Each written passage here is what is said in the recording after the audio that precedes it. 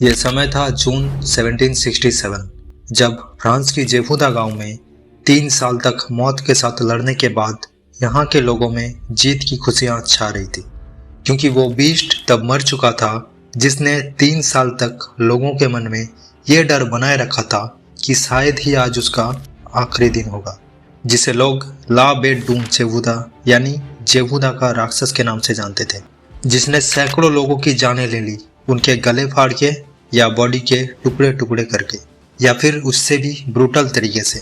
4 feet ऊंचा और इंसान की हाइट जितना लंबा। क्या वो सिर्फ एक जंगली जानवर थी या फिर उससे भी बढ़कर कुछ और? कौन था वो शख्स जिसने उसे मारा, और उसके बावजूद भी क्यों उसे सीरियल किलर का टैग लगा दिया गया? चलिए जानते हैं द बीस्ट का mystery. Welcome to beyond the shadow. साल 1764 फ्रांस में किंग लुइस का राज चल रहा था, और इस फ्रांस की दक्षिण में सुनसान घने जंगल और पहाड़ों से घिरा हुआ एक छोटा सा गांव जेवुदा।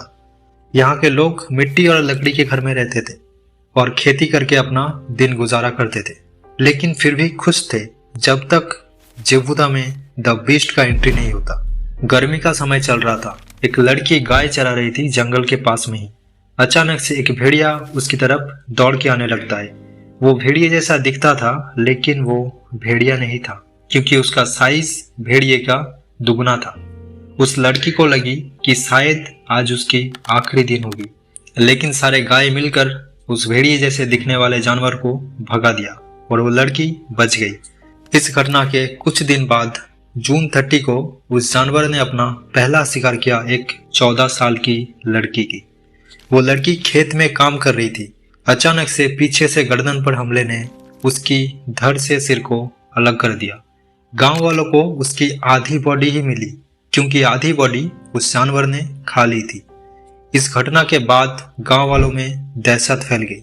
वो जानवर एक के बाद एक शिकार करता गया और गांव वालों के मन में उसका डर बढ़ता गया। उसका हर नया शिकार गांव वालों के लोगों के दिलों में डर को दुगना कर देता था। यहाँ तक कि दिन के उजाले में काम करने वाले भी जंगल की परछाई को देखकर कांप उठते थे, और जैसे ही रात होती पूरा गांव एक आतंक के अंधेरे में डूब जाता था। वो दरिंदा सिर्फ शरीर को नहीं बल्कि लोगों के हिम्मत को भी चीर रहा था।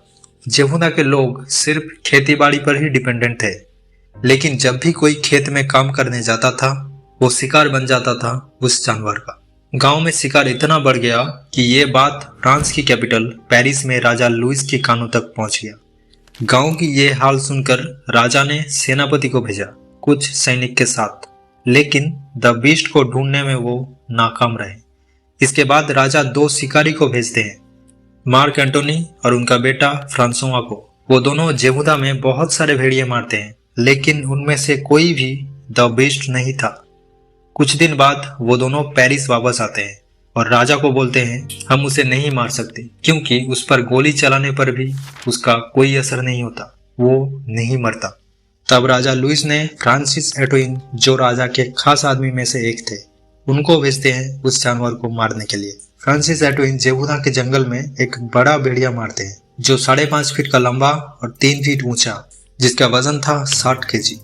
उसे मारने के बाद सबको लग रहा था अब सब कुछ पहले जैसा ठीक हो गया, लेकिन कुछ दिन बाद फिर से एक और आदमी शिकार हो जाते हैं द बीस्ट का। लोगों के मन में द बीस्ट का डर दोबारा से पैदा हुआ। गांव के लोगों को लगा कि ये अब कभी भी खत्म नहीं होगा, उनको गांव ही छोड़ना पड़ेगा। उस गांव में एक शिकारी भी रहता था जिसका नाम था जीन चैस्टेल, जो उस जंगल की हर एक जगह हर एक रास्ते से वाकिफ थे, और बहुत दिन से उस जानवर की गतिविधि पर भी उसका नजर था। 19 जून 1767 को जीन चैस्टेल घर से निकलते हैं द बीस्ट का शिकार करने। हाथ में था एक ओल्ड फ्लिंटलॉक मस्केट और एक सिल्वर बुलेट, जो उसने बनाया था एक रिलीजियस सिल्वर मेडल को बिखला के।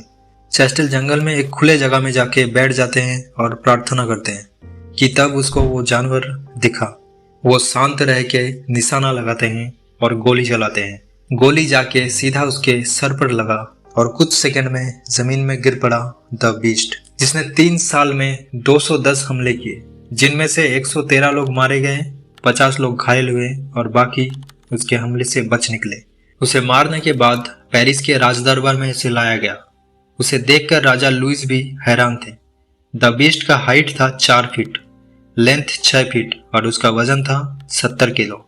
बॉडी का शेप भेड़िए जैसा ही था, लेकिन उसका सिर और पूंछ कुछ अलग ही लग रहा था और पैर भी कुछ ज्यादा ही लंबे थे। गांव के लोगों का कहना था भेड़िए से भी बहुत ज्यादा तेज दौड़ता था ये जानवर। द बीस्ट का जिसने शिकार किया था जीन चेस्टल, लोग उसे शाबाशी देने के बजाय सीरियल किलर कहने लगे। जिसे मारने में राजा के सेनापति और खास शिकारी भी नाकाम रहे, उसे जीन चेस्टल ने कैसे एक ही बार में आसानी से मार दिया।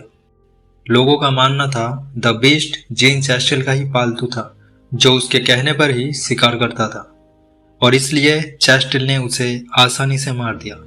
इस बात की सच्चाई तो जीन चेस्टल अपने साथ ही लेकर चले गए।